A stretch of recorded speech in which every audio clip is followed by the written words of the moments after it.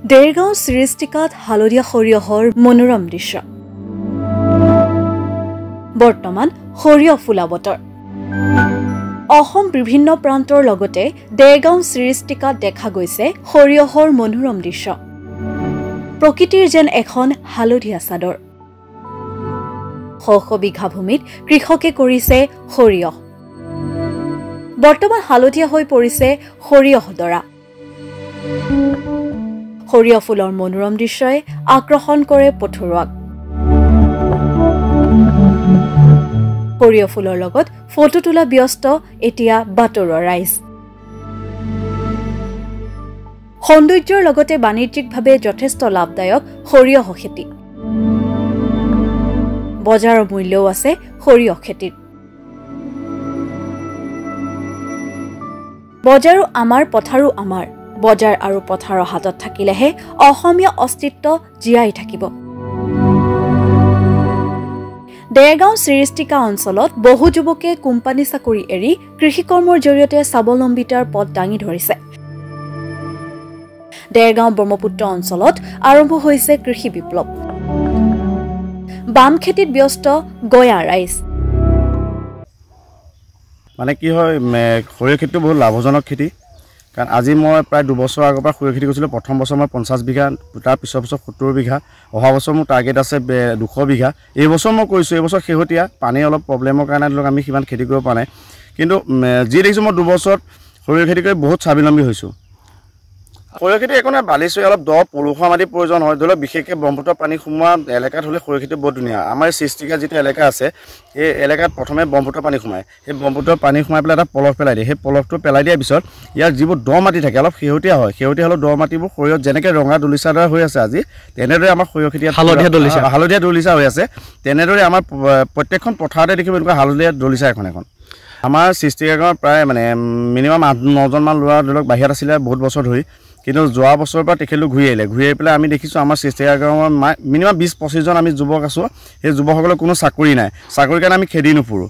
আমি এতিয়া আজি 2 বছৰৰ পৰা যেনেকৈ খেতিত লাগিছোঁ, তেনেকৈ আমাৰ সেই যিসকল যুৱক বাহিৰত আছিলে তেখেতলোকক ঘূৰি আহি পেলাই খেতি লাগিছে, স্বাৱলম্বী হৈছে। আৰু মই যিসকল যুৱক যুৱতী বাহিৰত আছে তেখেতলোকক অনুৰোধ জনাইছোঁ, যদি তেখেতলোকৰ মাটি এৰি ক'ৰবাত পায় আধিলৈকে কৰক, লাগিলে লিজত লৈ কৰক, কি কৰক।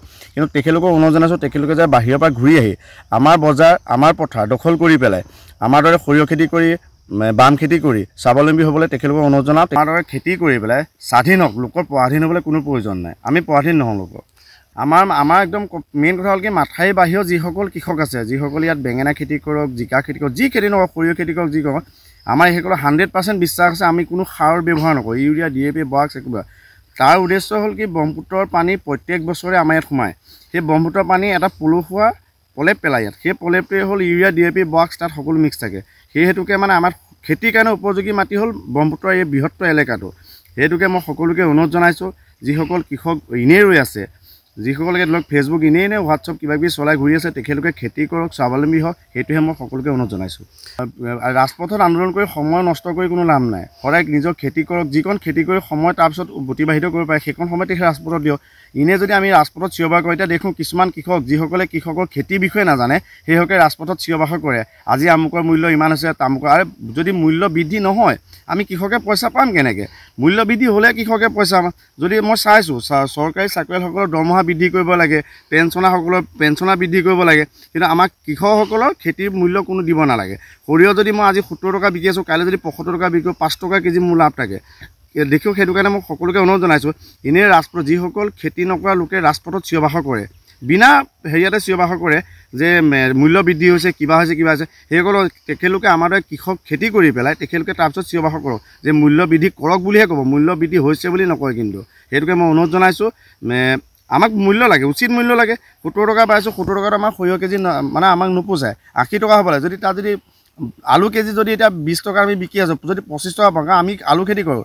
বেঙেনা আপুনি কি অৱস্থা হৈছে, বেঙেনা 12 টকা কেজি লাগি গৈছে আমাৰ ইয়াত। এতিয়া যদি সেই বেঙেনা 15 টকা কেজি বিকিব পাওঁ, তেতিয়াও চিঞৰ বাখৰ কৰিব কিছুমান লোকে, যিসকল কৃষক নহয় সেইসকলে চিঞৰ বাখৰ কৰিব যে মূল্য বৃদ্ধি হৈছে বুলি। মূল্য বৃদ্ধি হ'লেহে আমি কৃষকসকলে উচিত দাম পাম। কিন্তু তাৰ মাজত যিসকল দালালি আছে, সেই দালালখনে পইচা খাই দিয়ে, সেইটো খুব বিশ্বাস কথা। কিন্তু সকলোকে অনুৰোধ জনাইছোঁ যে আমাৰ কৃষকসকলক স্বাৱলম্বী কৰিবৰ কাৰণে, উচিত মূল্য পাবৰ কাৰণে, আমাৰ পথাৰ, আমাৰ বজাৰ দখল কৰিবৰ কাৰণে সকলোকে যাতে আমাক সাহস গোটায়। প্ৰথমেতো আমি যিটো কষ্ট কৰোঁ ইয়াত 4 চাহ হাল বাব লাগে, হাল বাই মেলি আমি ইয়াতে পথাৰতে মানে পূৰা জাবৰ চাবৰ পুৰোঁ, তেনেকুৱা কষ্ট কৰোঁ। তাৰপিছত যেতিয়া সৰিয়হডাল লাহে লাহে ফুলিব ধৰে, সৰিয়হডাল ফুল এতিয়া যিটো ফুলি আছে ইয়াতকৈ আৰু ফুলিব। সেই ফুলাৰ সময়ত আমিতো প্ৰত্যেকজন ল'ৰা, আমি 6-7জন ল'ৰা আছে, আমি সদায় আবেলি সেই খৰিনিৰ মাজত পূৰা সময় কটাওঁ। সময় ইমানেই ভাল লাগে মানে দিনটো যদি ক'ৰবাত কষ্ট হয় বা দুখ কৰি আহোঁ, সেই দুখৰ অনুভৱ আমাৰ খৰিনিৰ মাজত সোমোৱাৰ পিছত নাইকিয়া হৈ যায়।